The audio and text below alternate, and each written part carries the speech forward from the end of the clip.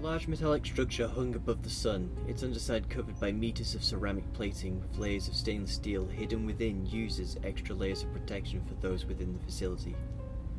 The humans and machines milling around performing their duties to keep the facility running. Both androids and mechs idling in their designated spots or moving around in patrols to watch for intruders. Humans outfitted in mechanical and engineering uniforms were busy making repairs to the malfunctioning mechanical personnel and damaged parts of the facility.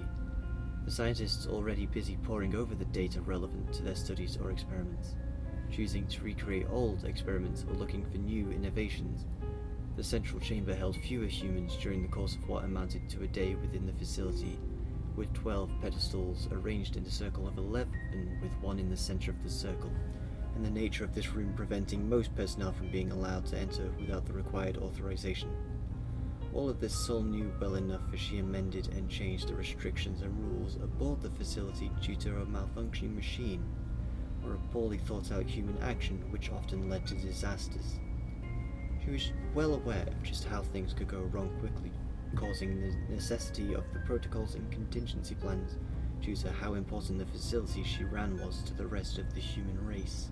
The planetarium sat high above the sun, cataloguing data gathered by the scientists, engineers and researchers within each of the colonies within the solar system, collecting works of art, literature and other pieces of history and knowledge.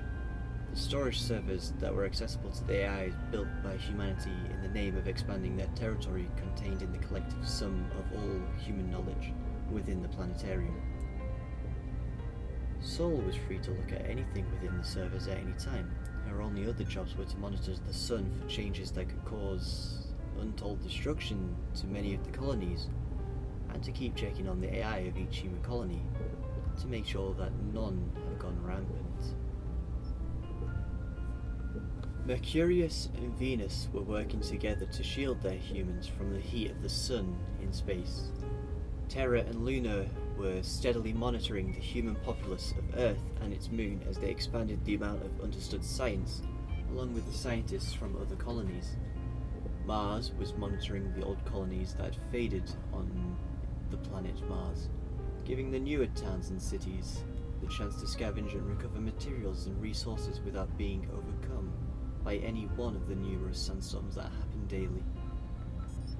The newer twin AIs, Katie and Proctor, were monitoring the capital ships that orbited the Sun in the asteroid belt, as the first line of defense for the Earth from the outer colony's recent violent tendencies.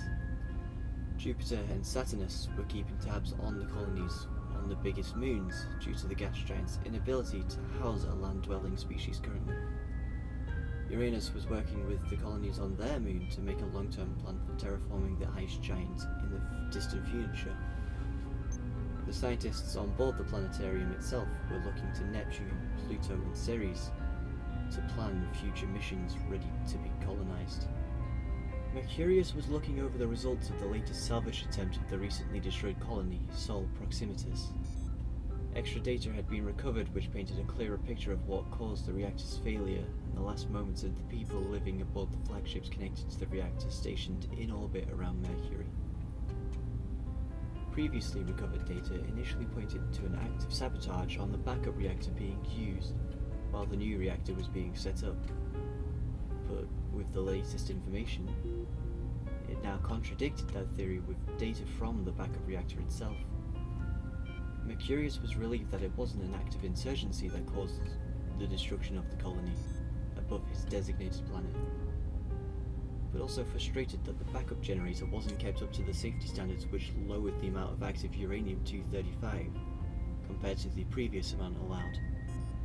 This was partly due to another Chernobyl-sized event occurring within the rings of Saturn, which was investigated due to the size of the explosion that resulted from the accident. Mercurius sent the recovered data to the planetarium's server vault for the other AIs to look at, and sent another copy to Venus's colony, as the humans were repairing and maintaining their own older reactor. Better to be safe than to be in the middle of an atomic blast out in space was the motto of the nuclear engineers back on Earth's moon, and Mercurius couldn't help but think about the morbid implications that saying brought. Venus was closely monitoring the progress of the reactor's refurbishment, carefully going over all the schematics and the simulated data in the hopes that no mistakes were within the blueprints. She trusted the scientists and engineers within her designated colony, but she couldn't help but worry over how being so close to the sun could mess with the reactor's temperature readers. A problem that could cause a similar situation that happened to the Sol Proximitas orbiting Mercury. To stop herself from making a mistake herself, she started monitoring the drones down on Venus itself to see if any of the readings had changed, which would prompt a planetary scan to see if a natural disaster had happened. But like the readings from a week ago, nothing had changed. The atmosphere was still 95% carbon dioxide, and there were still no changes in the active and dormant volcanoes around the planet. The carbon-choked planet was still as inhospitable as it had been for the centuries humanity had spent recording surface data about it. Venus herself had spent every waking moment of her active lifespan coming up with a plan on terraforming the planet. But nothing could be done about the planet with a surface temperature of 485 degrees Celsius that could work for Mars, and his own colony on the planet Mars. But she still wouldn't give up on the futile effort of trying to make another planet hospitable for humanity instead of maintaining colonies in orbit of the planets. She envied Terra, Luna and Mars being the only AIs to have colonies on the surface of their designated planets currently. Even the AI for Pluto would get that privilege when they were brought online in a week's time.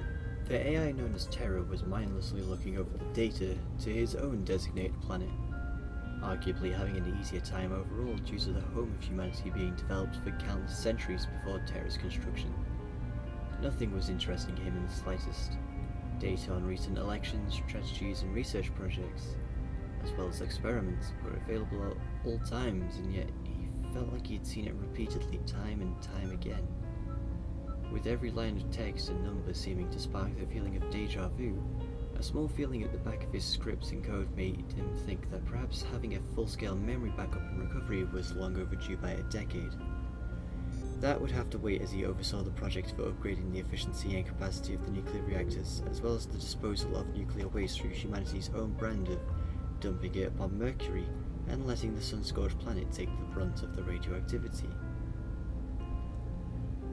They had done this for years, and would continue to do so while humanity figures out a way to deal with the nuclear waste in a more final method than dumping it upon Mercury, and hoping that nothing reacts with the depleted uranium in a meaningful way which could cause a chain reaction with either the phosphorus, sulfur or potassium lying on Mercury. Putting the latest information on research projects aside, he turned his attention to the closest human colony on the Moon, run by the AI Luna, the other charge he was tasked with taking care of due to how close he was compared to the other colonies with their AIs. Most of the time he didn't intervene on any of the Moon's projects or investigations, as it could be seen as intrusive by Luna, which may cause problems in the future, even if they were both created within weeks of each other, leading them to be labelled as the sibling AIs by the research and engineering departments shortly after Luna's creation. Luna was sifting through the data from the most recent insurrection strike on the Moon. The damage and fatality reports told her of the damage to the fabrication sector of the colony and the people that died within. A lot of the damage would have to be repaired or rebuilt to fix the problem properly, but Luna was thankful that only 10 people died due to the incident, with a further 15 being in various stages of injury from either the explosion, the gunfire, or falling debris. The limited damage and the speed that law enforcement had acted with made her job easier overall, but she was starting to get more and more worried with how many acts of terror had been committed by the insurgent cells of the human race.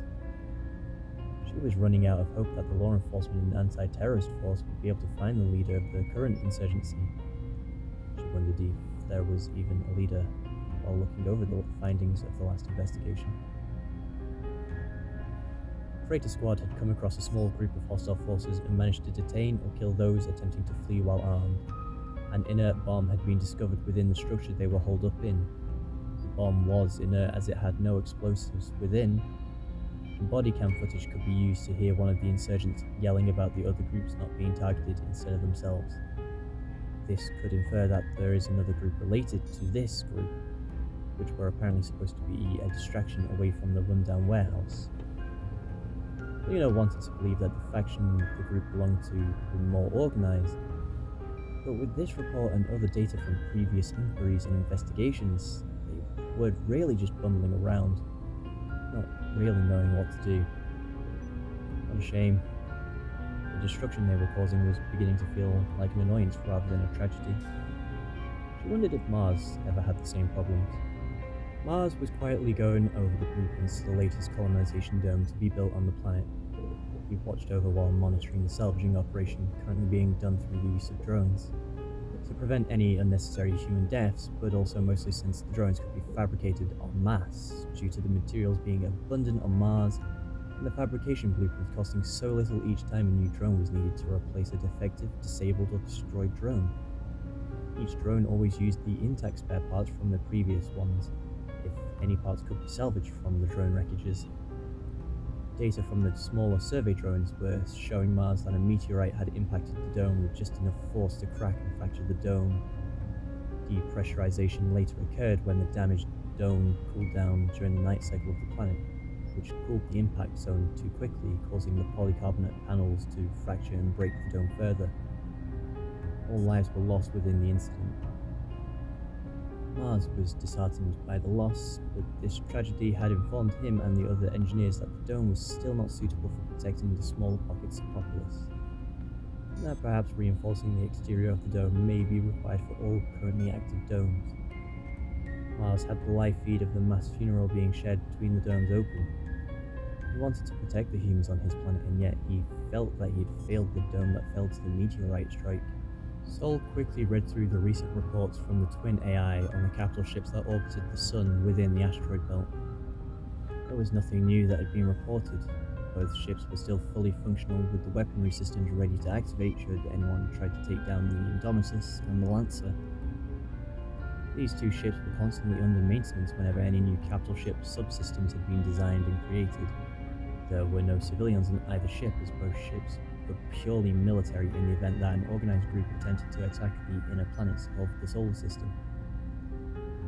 All was quiet for the asteroid belt. Nothing eventful had happened for the last 2 decades when the ships were first commissioned and directed to their current spots. Sol was thankful for the peace and quiet in the sector, as it meant she had nothing to be worried about. Jupiter and Saturnus worked together more often than not due to their colonies being spaced out on the largest planets orbiting the gas giants, though they mostly didn't pay attention due to the storms and other sources of interference on the planet preventing them from communicating with any of the colonies on Callisto, Io, Ganymede, or the others. The two AIs usually chose to spend this time going over the space missions from the past that had been recorded in the Planetarium server vault. They knew of the Apollo missions that started mankind's exploration of space, and the Venera missions to document the planet Venus. Whatever mission happened in the past, they could read over due to it being documented and recorded. Jupiter was looking over the data to the Venera 13 mission, which recorded the surface temperature and the atmospheric pressure on the surface, while Saturnus pored over the old blueprints of the NASA space shuttle, as she liked the design of the old vehicles.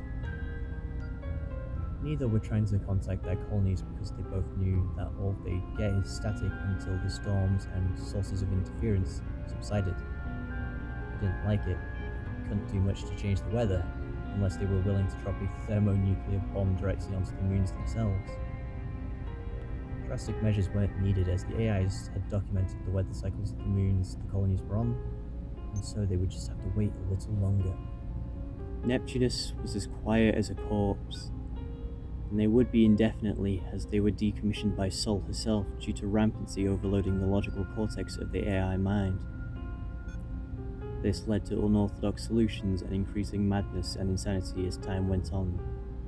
The different teams on the planetarium tried to fix Neptunus, but realized that they just couldn't.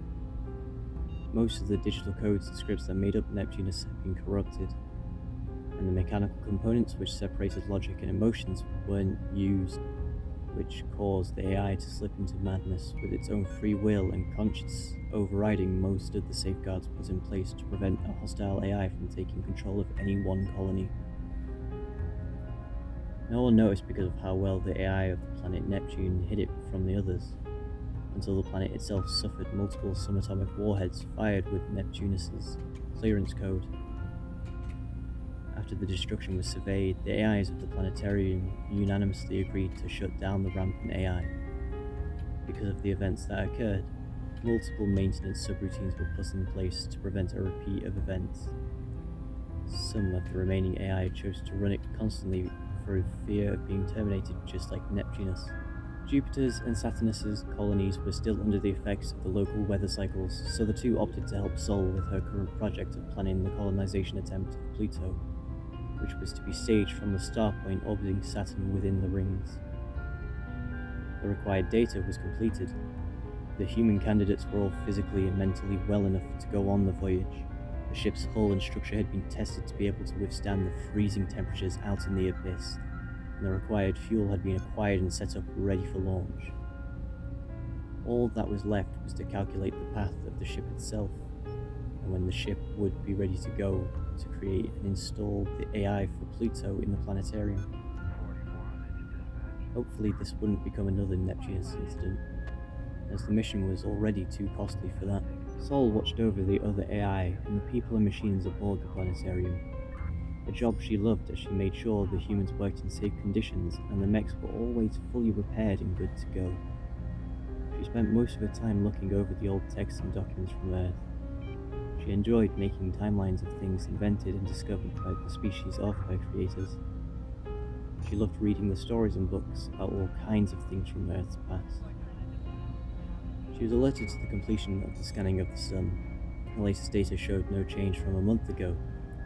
Nothing new had happened to it. And it was likely that no changes would happen for a while. Watching and documenting the Sun eternally could take a while.